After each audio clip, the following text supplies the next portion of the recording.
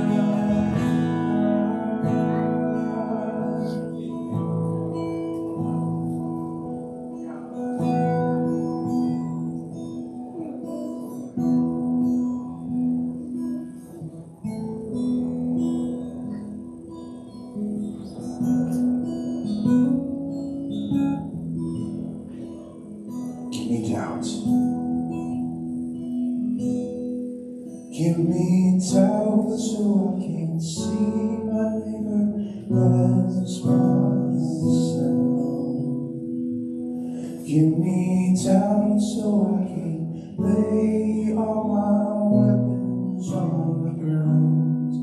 When the armor of God is too heavy for the beast, get me down.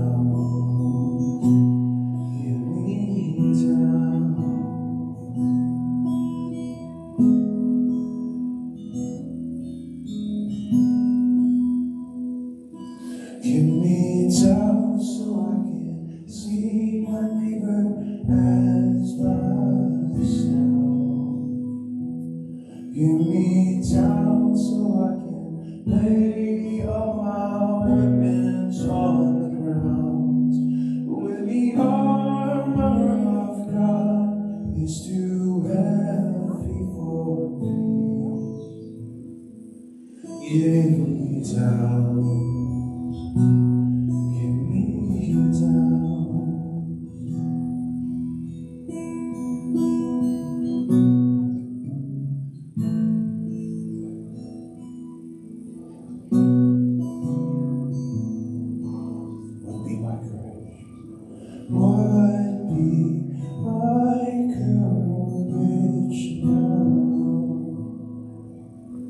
My shield from evil,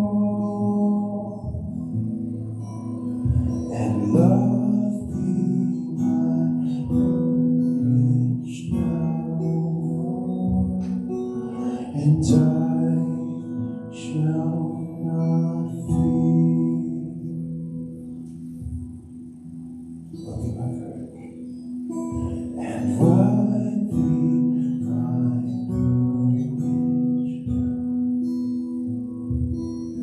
my shield from evil, and love be my courage, and I shall not fear, I shall not fear, and I shall not fear. And I shall not fear.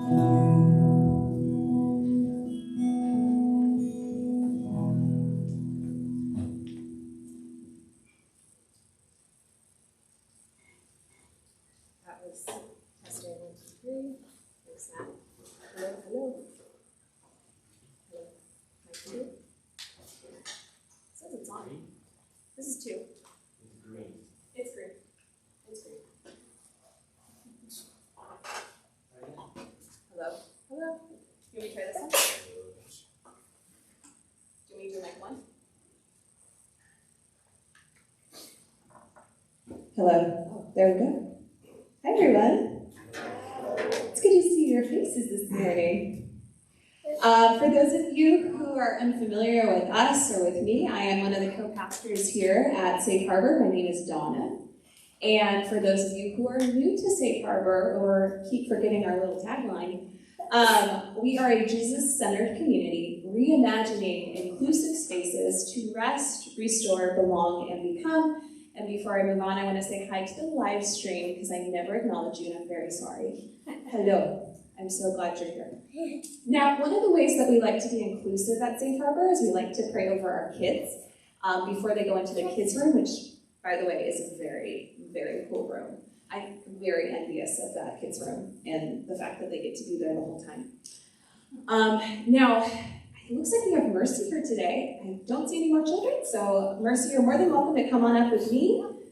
Oh, you're so brave. So brave. Thank you, Mercy. We're going to pray for you and pray for the kids that might be on our live stream here or in the future. All right. God, thank you so much for Mercy, and thank you so much for all the kids that make up Safe Harbor already. I ask you to just be with each of them as we learn what liberation is, that you will help us instill that same liberation in our children. And I just ask you to be with Mercy in her time this week with her friends at school and with her parents. That you'll just be with each and every one of our kids throughout this week as we go on and ponder the question, what does it look like for God to liberate? Not just us, but also our kids. In your name, amen. All right, R2. Wow, Mercy, you're so spoiled. If you want, you can stay with Mama and Dada, but you can also go to the kids' room, if you'd like, with Jonah and Jupiter, which is a fun room. So, I don't know about you, but I go to that room. Oh, look at her, she's excited. All right. So, with that, I'm really excited about today because we have a guest preacher. This is our first time at Shop where we actually have a guest preacher. And not only do we have a guest preacher, but it's actually someone within our community, which is such a great gift to have someone in our community to start us off. And one of the goals at Safe Harbor, especially because one of our taglines is to be inclusive or reimagine inclusive spaces, is we want to make sure that it's not just me or Pastor Gabe preaching on a Sunday. And so one of the ways that we like to do that is, one of the ways we want to do this is to encourage not just people within Shop to be preachers if they feel comfortable, but also people outside that hold similar values as we do here at Safe Harbor. So without further ado, I'm going to let Daniel introduce himself. But I'm going to invite Daniel Ramos up. He's our guest preacher today. Awesome. Can you give one moment, so serious? Sorry, don't say it. No, totally fine. Yeah. That's not going to move up, and I'm not going to sit here. Don't worry about it. That's good. That's good. Thank you. Everyone's so kind. Awesome. Well, good morning, everyone. For those of you who don't know me, my name is Daniel.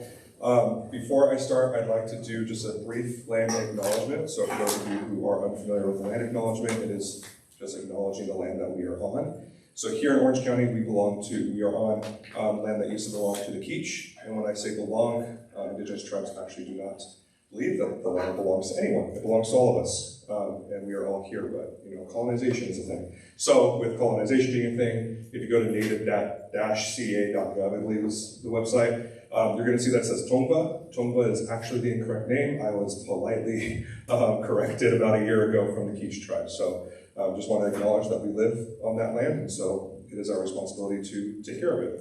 And so a little brief introduction for those who do not know me. First off, this is my first time preaching in over a year. I used to be a youth pastor. I used to work at a church and all that other stuff. And the last time that I preached was my last day at the church I used to work at, and I was preaching on a very light subject, the dark night of the soul. Ended with a banger. But I am an indigenous, Mexican, Italian, and just a bunch of white man who is also bisexual, who is also an MFT student, works with kids all the time, and I'm a trauma-informed educator and trainer. So that's a little bit about me, so that kind of influences everything that I talk about. Since the last time I preached, I was reflecting on it. I've actually gone through a huge transformation in my own faith. Some of you may have been here 2 times ago or whatever when I was on a panel with a bunch of other really cool people, and I mentioned how I no longer identify as Christian. That's a longer conversation that I'm not going to spend talking about here, so we can talk another time if you really want. But I do identify more with mysticism, more with just general spirituality. Christianity is my main influence because, well, I grew up in Christianity. But I also see a lot of the harm that Christianity has done throughout history. Doesn't mean it's necessarily inherently bad. It's just nothing that I want to take for myself as a label, because labels are stupid, and I don't think it's important. So I think the next slide is our scripture passage. Oh, I'm talking about God liberates, but there's a twist with that. So I'm going to read the main passage that we are talking about today is Esther 4:9-17. Before I read this passage, it's really important whenever we are reading, or whenever a preacher is preaching about scripture, they should give you a little bit of the context. If they don't, you can tell them they're a bad preacher, because we can't be taking this stuff out of context. There's a lot that happens. So Esther takes place in the late Persian, early Hellenistic period, so somewhere around 4th century BCE. This is when King Xerxes the First, in the movie 300, I'm pretty sure it was that guy. He was, don't quote me on that. I know a lot about Israelite history and stuff because I went to school for it, but I don't know anything else. So in the Bible, there's all these stories of the Israelites doing stupid things and things leading to them being, separated from each other. And so this is one such time in which the Israelites were under Persian rule, which is why Esther takes place in Persia. But King Xerxes, in the Bible, I think it's not in here in the first chapter, it's like King Ahasuerus. Honestly, I don't know how to say his name, and nor do I necessarily care. Xerxes is the one that we're all most familiar with, because it's what we're taught in history. But Xerxes has this wife named Vashti. She's explained as being incredibly beautiful. Good for him. He's that one, youth pastor that goes up and talks about his hot wife all the time. But he banishes his wife after she essentially girl bossed her way into banishment. So the king decided he was going to do like this big old party. It's like if Elon Musk were to have a party and invite all the world's richest people that are on his side to like his mansion, and they had like a party for like a year long. Like it was a very long time. And he's just showing off like, hey, look at all my Teslas. Look at SpaceX, look at all the things that I have. That's essentially what Xerxes was doing. And Queen Vashti was like, well, that's only men. Well, I'm going to do one for women. So she had her own party. On the seventh day, King Xerxes decided he was going to get incredibly drunk, as one does. And instead of being responsible with it, he decided to say, hey, Vashti, I want to show you off to all of these men. So come wearing your crown.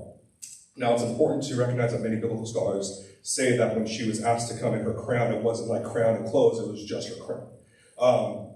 Kind of messed up, right? Like, you're going to show off your wife naked to a bunch of men that she may or may not know. Not okay. So Vashti, as many women nowadays would hopefully do, said, no, I'm not doing that. But she said that to the king.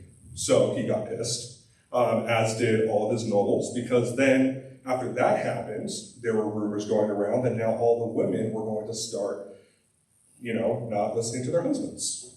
In a male-dominated society in which women are not equals, they're seen as, prizes or objects.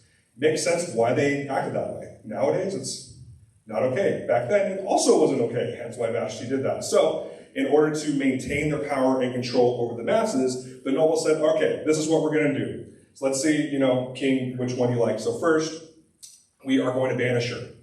And as we banish her, we're going to put in a decree where no woman can disobey their husband. So it's now illegal for them to disobey their husband. So if they do that, we can put them to death. So the king was like, cool, I like that. They said, next, we're going to replace her with the most beautiful virgin in the area, which is also another really weird thing to say. Let's find a really beautiful, that's kind of like infantilization, it's weird, but that's what happened. So they went out and they searched for all the most beautiful virgins in the land. Sounds kind of like Cinderella, I don't know why, but that's just what it was making me think of. And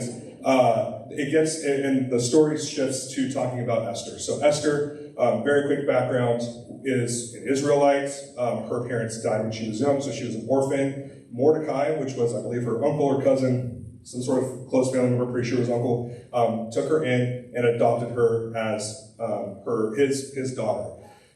Which nowadays, adoption is kind of still is like, you send some paper and it's a great thing, but back then it was like they get the inheritance. They are family. It's as strong as blood when they adopt it. So Mordecai is her father, so I'm getting pronouns, all that stuff mixed up. But Esther was chosen to essentially join the harem of King Xerxes with a bunch of other virgins in the land, and they were all put into this giant castle where they were soaked and bathed in different perfumes and oils for an entire year. There's like 2 stages. It's kind of weird. Like, it's a very weird story, but I'm reading it from a 21st century lens, so it's, I guess, very different than nowadays. Nowadays, yeah.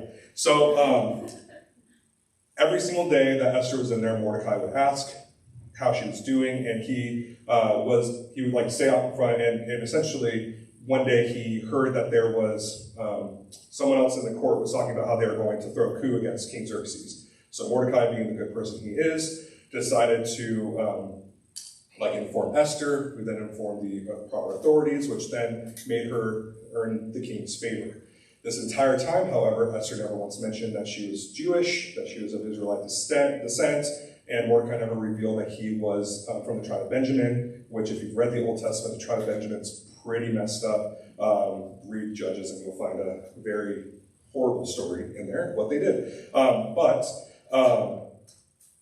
At some point in all of this, which is where we enter here, and Mordecai really angered the Grand Vizier, who is the descendant of one of the main enemies of King Saul during the time of Kings. So that's all of the background. So there's a lot that happens in Esther, and this is only the 4th chapter, okay? So we're no longer going to be talking about all this. We're going to go into the meat of it, okay? So we're going to read from Esther 4, 9 through 17. It is a very commonly preached on passage, but just bear with me. So Hatak went and told Esther what Mordecai had said. Then Esther spoke to Hatak and gave him a message for Mordecai. All the king's servants and the people of the king's provinces know that if any man or woman goes to the king inside the inner court without being called, there is but one law, to be put to death. Only if the king holds out my golden scepter to someone, may that person live. I myself had not been called to come in to the king for 30 days. When they told Mordecai what Esther had said, Mordecai told them to reply to Esther. Oh, I did forget to mention a very important part. So when Mordecai angered the Grand Vizier, he was going to kill all the Jewish people that were in there. So, and Mordecai, because Mordecai angered him that bad. So that's probably the most important aspect as to what we're talking about this. So when they told Mordecai what Esther had said, Mordecai told them to reply to Esther, do not think that in the king's palace you will escape any more than all the other Jews. For if you keep silent at this time, relief and deliverance will rise for the Jews from another place. But you and your father's family will perish. Who knows? Perhaps you have come to royal dignity for such a time as this. I hate that little sentence because it's said so many times, so I should have put a little trigger warning there. But then Esther said in reply to Mordecai, go gather all the Jews to be found in Susa and hold a fast on my behalf, and neither eat nor drink for 3 days, nights, or day. And I and my maids, what did they say? Okay, I and my maids will also fast as you do. After that, I will go to the king, though it is against the law, and if I perish, I perish. Mordecai then went away and did everything as Esther had ordered him. And so as I preach, also there's just some pictures up there. I don't like to put a bunch of words unless it's necessary. And so the next slide is just that. So when this was my picture for empowerment. I kind of have them a little out of order. That's kind of what I imagine Queen Vashti doing for all the women back there. So we go to the next one, because we're going to talk about Esther now. So as this passage had said, no one can approach the king. But especially a woman. And so if she were to dispute the king, we already have an example of Vashti of what she did. And so I really think it's important to mention that, the kind of nuance that's in this passage. So you have Mordecai and Esther having this conversation. And Mordecai is honestly kind of manipulating her. He's kind of guilting her into acting, into doing something that could very easily lose her life. But when I think of putting myself in Mordecai's shoes, I would do the same. If I'm going to be killed because I pissed someone off, and they're now going to also kill my entire people, of which Esther is included, I would probably beg the person who has the most power to try to do something, right? As many of us have, who have been in the act of liberation and justice, especially here in America over the last however many years.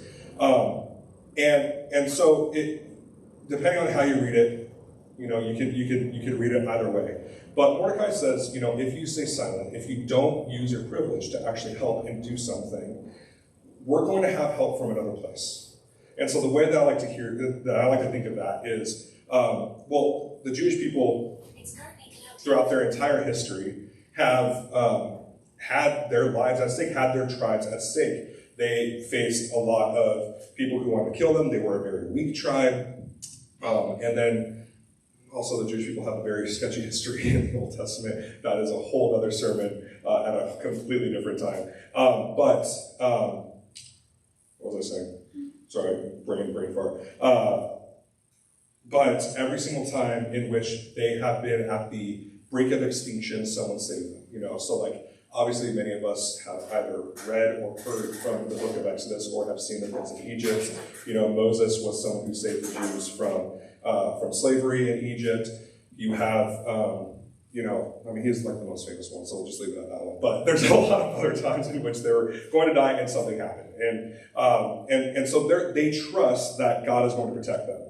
However, notice how in that passage God isn't mentioned once. Esther is like the one book in the Bible in which God has not, like his name, God, Lord, whatever, is not mentioned a single time, which I think is kind of beautiful, because Mordecai isn't saying, oh, we're going to pray and trust that God is going to take care of us, as they would have done in the past, like with wars and stuff like that.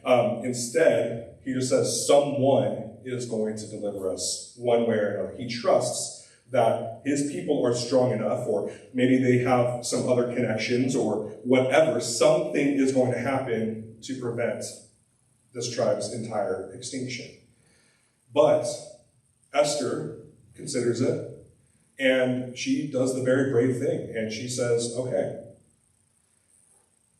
if I do this, like I haven't been invited to the king's palace for X amount of days, but this is important enough, because this is my father, this is my people. If they find out that I'm Jewish, like I'm going to be dead too. Like I'm going to suffer the same thing as Vashti, both of which could be bad. So I'm going to put my life on the line. I'm going to use my privilege to be able to speak up and be able to do what I can. And for those of you who may have read Esther or heard about before, she is successful and all these good things happen, but we're not going to pay as much attention to that. Because I also want to point out that this passage is often being used to gaslight many of us, or to tell us to do more things within a church, because it says, that famous line that I did see some people kind of cringe when I said, for such a time as this. A lot of pastors have told us, oh, you're here for such a time as this, like, you want to create an inclusive place, well, why don't you do it? And so I want to mention that nuance, that is not what I'm advocating for, that you are specifically here for this big grand thing that you want to see done within a church space or workspace or whatever. But rather, when I think of that as a daily thing. Whenever I'm out and about in my daily life and I experience someone who is in need, it's important. In those moments, I can either sit there and pray, or be like, oh, someone else is going to feed this person or whatever, or I can say, I have crossed this person's path for a reason. So I'm going to, I think the next slide. Yeah, cool. So there is a story of a professor, I'm pretty sure at a Christian college. I tried finding it before, and it's a whole thing. I just remembered it. I memorized it like about a year ago. The almighty Gabe sent it to me, so shout out to Gabe.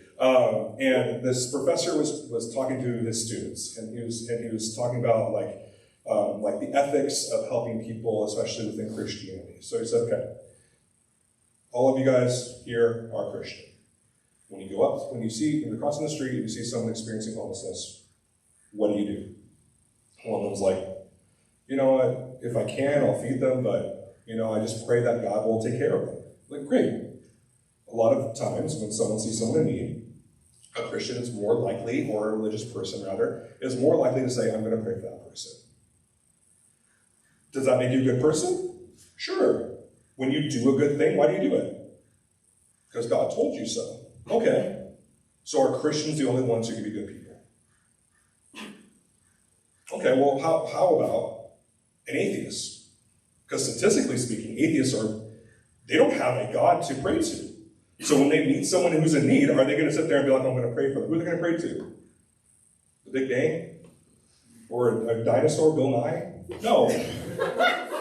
Thank you, I like that one. That one just came up in my head. I was like, that was good. Anyways, instead, the atheist acts. They see the person who's hungry, they give them food. They see a person who's in need of clothes, they give them clothes. They do whatever they have the ability and the resources to do, and they help them. Because they know, or at least they believe, that there is no God that is going to help them. So he said, go and do likewise.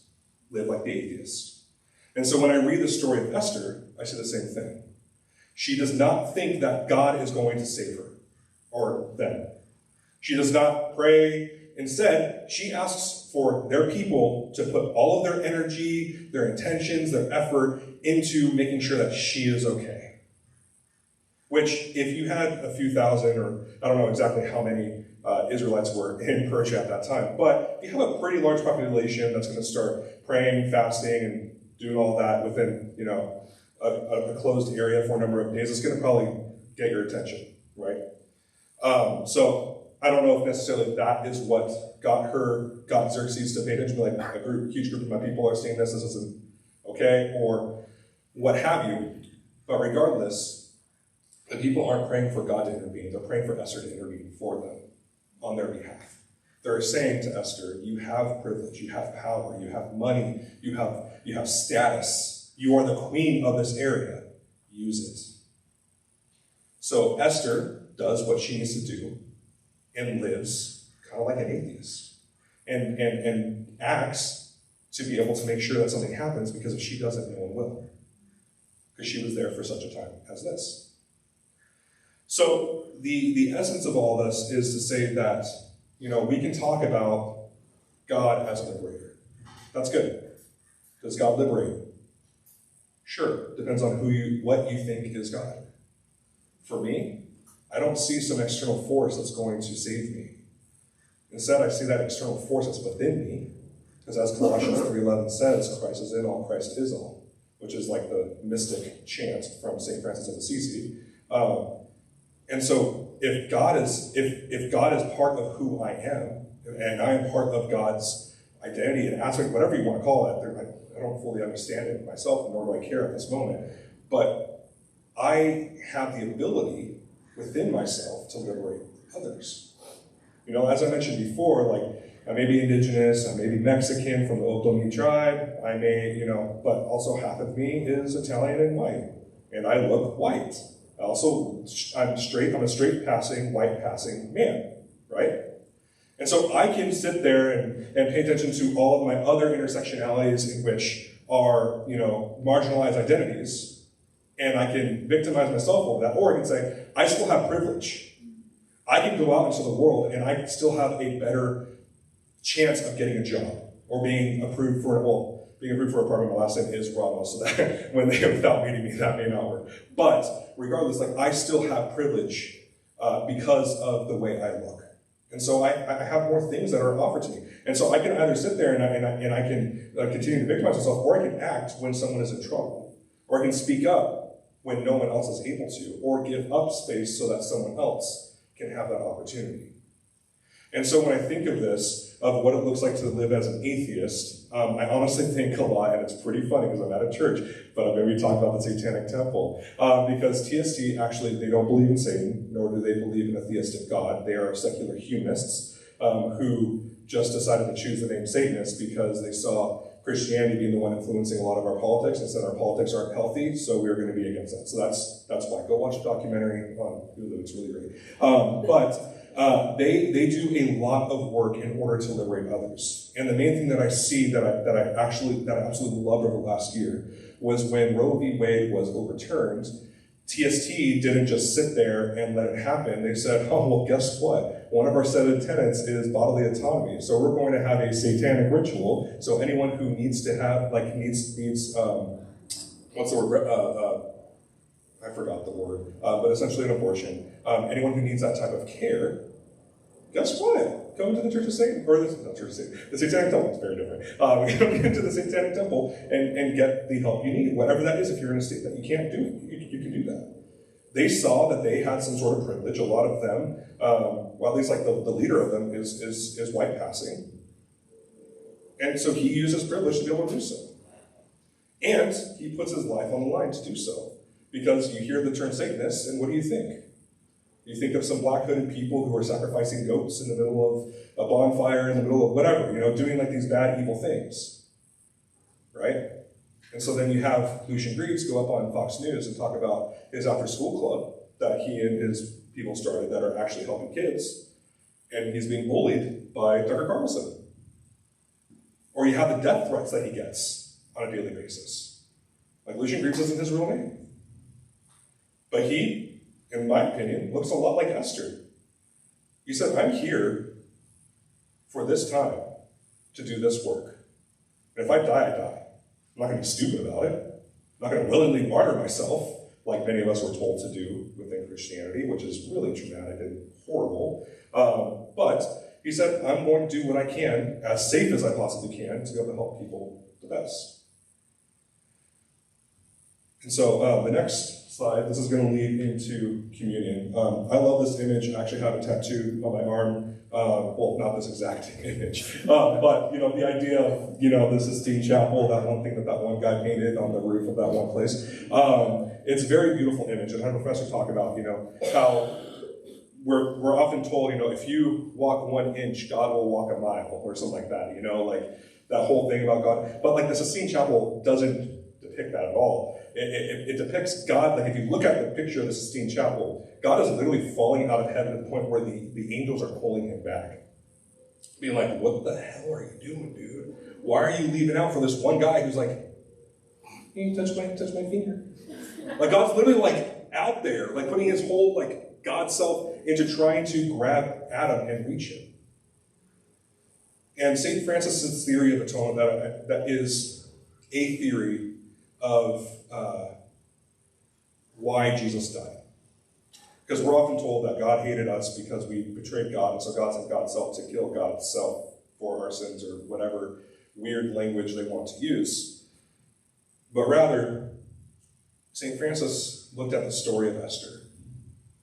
Look at the story that is within most of the Old Testament, where you have these people that are living like people, which is kind of stupid sometimes, kind of prideful sometimes, kind of whatever. And he says, God continues to try to say there's a different way to live. We can either choose to keep living like Xerxes, who is going to be an arrogant, possibly narcissistic, misogynistic, supremacist, whatever bad things you want to put to him, because that's what a lot of the kings were. And anyone who comes into your area, you're just going to kill them instead of like talking and being around a safe community, which is kind of sad, kind of a lonely way to live. Or you can decide to help people. You can decide to sometimes put your life on the line in order to help someone else, or put your finances on the line, or your status, or your friends, your family. Because sometimes when Jesus said to die to yourself, it doesn't mean literally die. Doesn't mean gaslight yourself so you keep doing things for this mega church that's trying to make you do a lot of stuff. Or Safe Harbor, but we don't do that here. Because Donna's really great, and so is Gabe.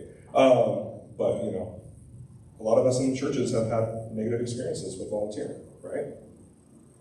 And so instead, dying to ourselves is dying to that ego, the unhealthy shadow side of ourselves that's saying to live greedy, to live pridefully, to live in the most negative ways. And Jesus instead is saying, no, we need to act as if God does not exist. We need to help people. The way Jesus lived, of course, Jesus prayed and did all that other stuff and did these big spiritual things, right? But also, Jesus didn't just sit there and say, someone else is going to help this blind man. Because there were tons of people who could have helped someone who was blind and homeless. Instead, he said, I'm going to heal this man. I'm going to act. I am filled with compassion to the point where it feels as if I have to go to the bathroom really bad, because that's what compassion means in the Bible. I have it tattooed on my arm, and I love that term. But I have to go to the bathroom so bad that I'm going to act on it. So just like that, I'm so filled with compassion that I have to act out of this. I'm so filled with compassion that when I see this woman who is having to come up and down a hill late in the afternoon after everyone else has in the heat of the day, because she's ostracized, because she has had multiple husbands or has slept with multiple men or what have you, I'm going to tell her that she is loved and she is okay and help her find a new way of living. I'm going to help all these, my apostles, disciples who are kind of stupid sometimes, know that they don't have to live the way that religion has told us that we have to live. Because God is cool, great. However, so are people. So is the world. And so St. Francis, when Jesus died on that cross, it wasn't this big legal thing. Instead, it was Jesus saying, this is what happens when you continue to live by this world, or as Paul would say, live by the flesh. Right? It doesn't mean that we can't have good things or experience pleasure or happiness, but rather it's saying that if we continue to live by that unhealthy ego, the natural result is death. But if we choose to at every moment pick up our cross Not literally. Like, don't be one of those weird people carrying a cross on the side of the road. Like, pick up your cross daily. Live like the atheist. Realize that you were put in this place for such a time as this, and you may perish. Not literally, but you may perish. So act. Jesus was a mirror for humanity to say there's a different way of living. So, with all that being said, because that was probably a lot, I don't know. The main point, if we want to go to the next slide, here are some actual tangible things. So, highly suggest at some point go look up the Satanic Temple 7 tenets, because some of these were adapted from that. And I actually really like them because they're kind of shown throughout the story of Esther, but also in the story of the Bible in general. So first, act as if God does not exist. Act as if no one else will help this person, these people, whatever. So I see that as a lot of us who may be white or straight passing or white passing, when there are issues that are regarding hate crimes, we should probably act. We should probably step in and do something. If there's ableism, we should probably speak up. Act with compassion and empathy towards all humans and non-human beings. As I said, Christ is in all, Christ is all. Indigenous wisdom shows us that we aren't the only living people on this planet. But everything around here, the trees, the grass, even the dirt, are our ancestors. And so we are to treat them with respect. Which, Jesus said, even the rocks will cry out. How can rocks cry out if they aren't non-human beings? Advocate and fight for the freedom of others and yourself. You matter too. Healthy self-love is great. Don't love yourself to the point where you're a narcissist, because that's not great. But, do what you gotta do. Put your privilege aside and actively fight injustice. The struggle is ongoing, but necessary. Those of us who are people of color and or queer and or have some sort of disability, we get that. Because if we can choose to be moderate, right? We can choose to be like, oh, well, there's two sides of each of them both. Great, good for you. But for those of us who are marginalized identities, if we do that, our lives are at stake. We don't get the choice of being moderate. And so we need to fight for the liberation and justice for ourselves and for our people, whoever those people are. And for me, that's all of us, right? Respect everyone's right to bodily autonomy. We're talking about purity culture right now, right? At Haven and during our book club, so go to those, they're really great conversations. But everyone has a right to bodily autonomy. Vashti said that herself. She said, no, you do not get to just gaze and show me off naked to a bunch of men. Like, that's weird. That's not okay. That's disrespectful. So we all have the right to choose what we do. And Esther does the same. She could have said no, but she decided to act.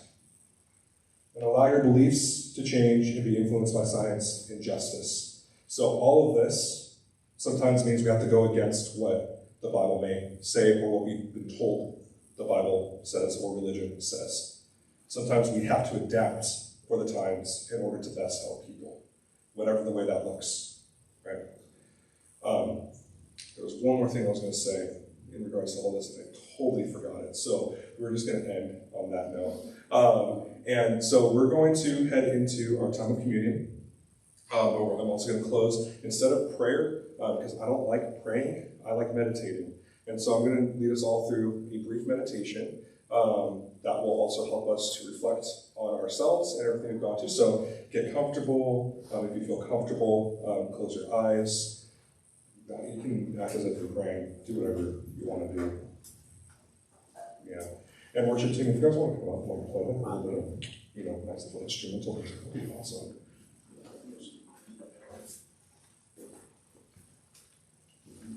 Okay, so once you're comfortable, close your eyes if you feel comfortable, do that thing. I want you to first focus on your breathing. Breathe in through your nose. Breathe out through your mouth slowly. As you breathe in, try to count to number 2. As you breathe out, count to 4.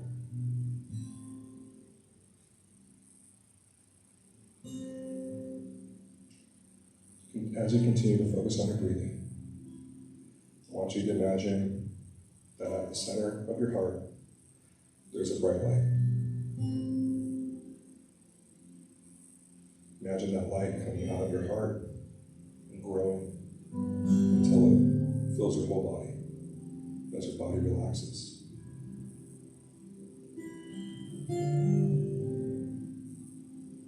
Marcus Aurelius says, look within. Within is the fountain of good. It will ever bubble up if thou wilt ever dig. That light within you is the divine light. Your connection to God. Connection to whatever God or not God that you follow or believe. But it's also your true self. Your authentic self. The self that wants to help, and the self that wants to be liberated. The self that wants justice and peace for all. I want you to listen to that self. What is it wanting you to do? What part of yourself has to die in order to do so? Who might you need to help? Who might you need to reach out to? In what ways are you going to sacrifice maybe your position, finances, whatever, in order to best help that person, those people that came to you?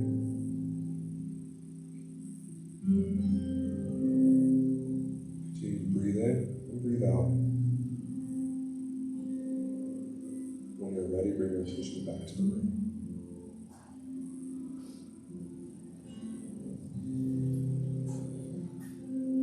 So as community gets passed around, we're going to talk about that. Ben, you guys can keep on moving. You can do whatever you want to do. But on the night Jesus was, I don't like saying betrayed, but on the night that Judas did a very human thing, that was also really messed up and led to his best friend's death.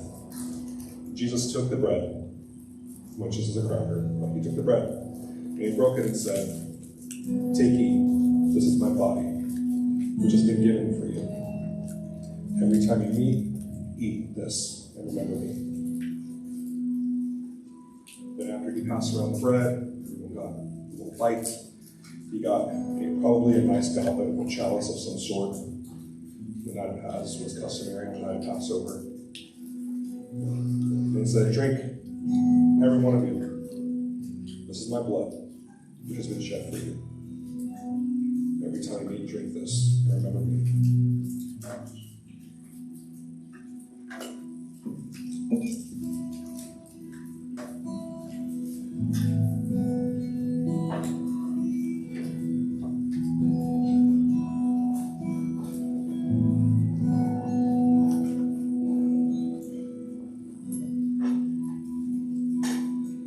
Blessed are the ones who do not envy,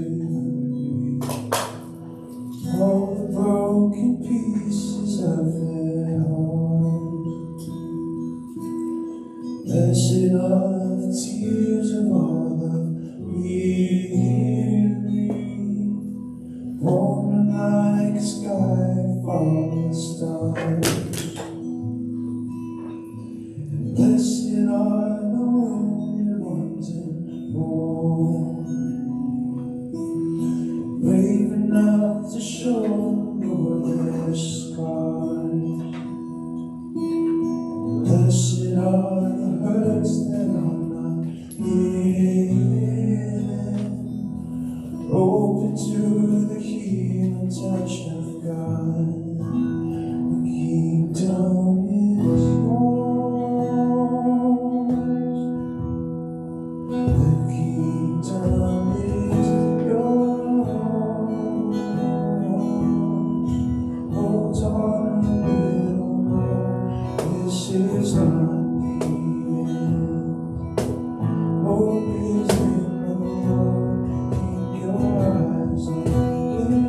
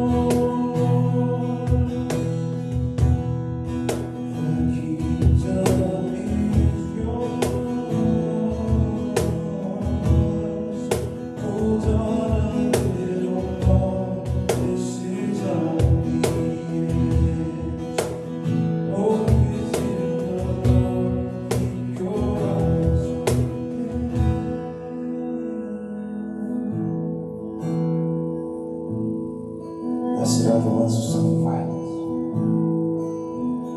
And blessed are the ones who suffer violence, and still have will to love their enemies. And blessed is the faith of those who persevere, though they fall on the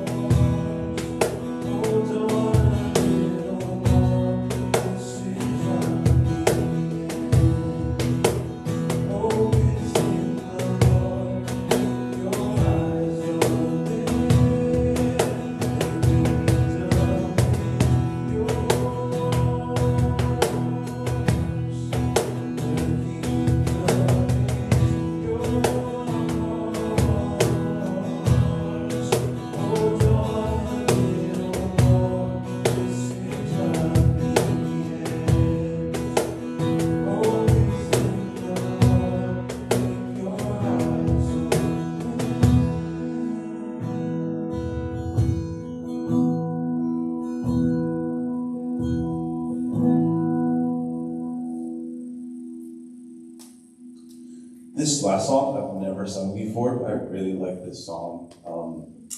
At least how I interpret it, it feels like the song's written in a way to where it's God speaking to us, but in whatever manner, and how we can be liberators. And as Daniel was saying, it's one of those things where we're trying to be like heaven to earth, or however you want to interpret it, to where we're already empowered to do that. You know, this is like we are made in the image of God, and so. Like when I sing this song, like I actually sing it from my perspective, speaking to myself, you know, because I know that God is in me. I am made in His image, and so I am a liberator. And so as we sing this, like I hope you're able to kind of like take that in, maybe even speak that truth to yourself.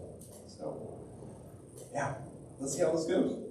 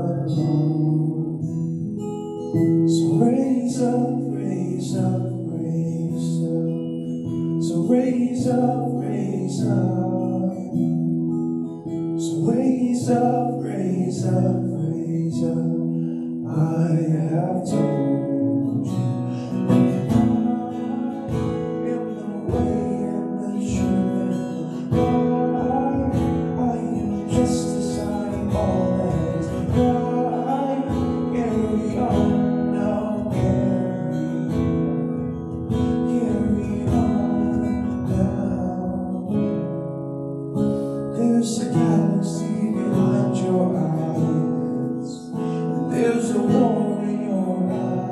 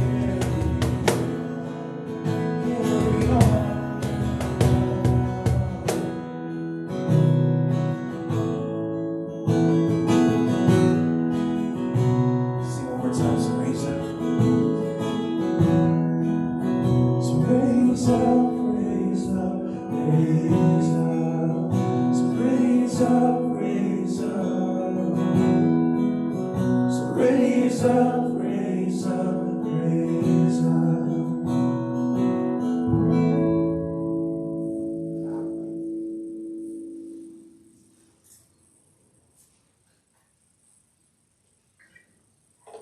Thank you so much.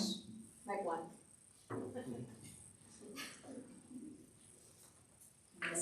Yes.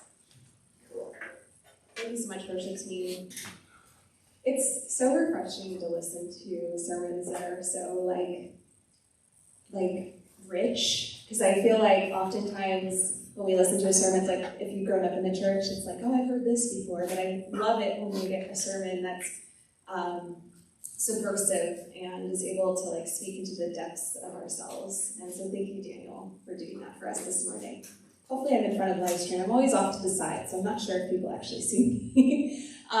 With that, I'm going to go ahead and shift gears and talk about what's coming up in announcements. So next slide is we meet the first and third Sunday of every month.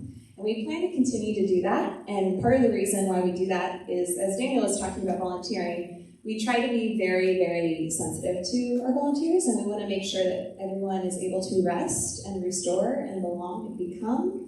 And so one of the ways that we found helpful for our group to do just that is to have it the first and third Sunday only for now, unless we get more bandwidth. We'll see what happens.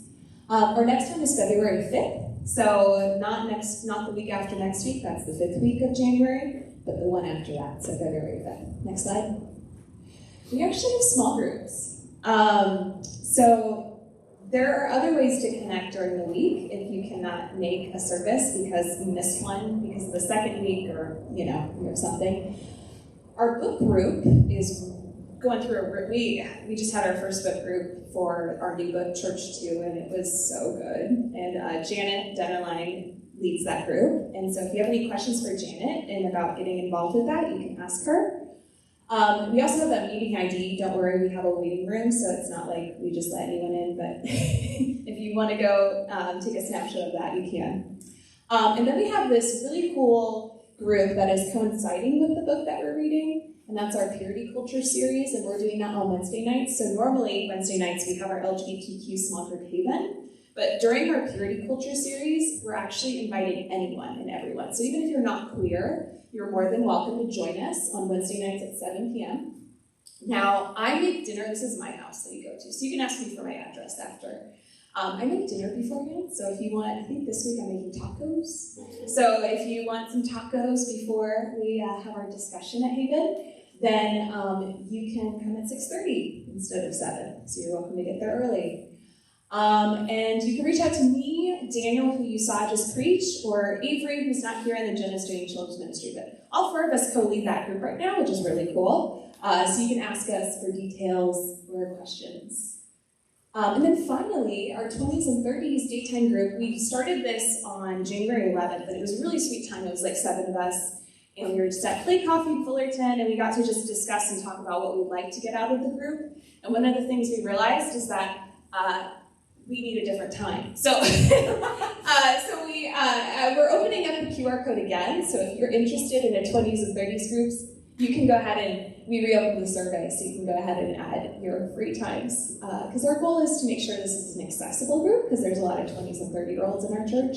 And there's also a lot of 20s and 30-year-olds that can't make night groups because of school or grad school, or some of us work the night shift. So we want to make a daytime group. And then another fun thing that's happening, this is run by Heather, who's Gabe Francis's wife, so Pastor Gabe's wife, and Daniel, they're going to do like this cool little like coffee shop hopping thing for people, like different Saturdays coming up where we can just go to different really good local coffee shops and have good coffee and hang out. And so this is a great way to get to know people, especially if you're just looking to hang out. You just want to hang out, there's no agenda, just good coffee, good people. We're meeting next Saturday, January 21st at Play Coffee in Fullerton at 10:30 a.m. So, yeah, you can join us then. And, giving. If you want to give to this church, we actually give you categories. So you can choose which category you'd like to give to. And also that's our way of being a little transparent. And if you go where the QR code is, it'll actually literally tell you how much me and Gabe make and how much each rental, how much it is to rent this facility, just to be transparent about how we use our money. And so if you feel, it helps, us all feel more comfortable with where we give our money, so you're more than welcome to look at that in your own time. And finally, we're actually going to meet at Cafe Rio Mexican Grill over by Trader Joe's off of, I think, Irvine Boulevard. Yeah, that's right. So this is easy to find. I don't think there's very many Cafe Rios in Tustin, probably just one. But you can probably type it into your maps or your Google Maps and find it from there. But it'll be like right next, I think right across from the Trader Joe's parking lot. So if you're not in the Trader Joe's, if you don't see a Trader Joe's near you, then you're in the wrong spot. So you're probably in Irvine. But yeah, so we're gonna go here for lunch. And for those who are new with us, we get lunch after, and it's a fun time. And that's just kind of how we end our time. So with that, I'm gonna do a little benediction, and I did write it down this time, so I'm not making it up on the spot. You're more than welcome to put your hands out. You're more than welcome to close your eyes or open your eyes and just receive this blessing. Friends, may you find liberation, and may you give liberation. May you act like the atheist by taking action, and through this, may your actions better reflect Christ. Go in peace. Thank you, friends.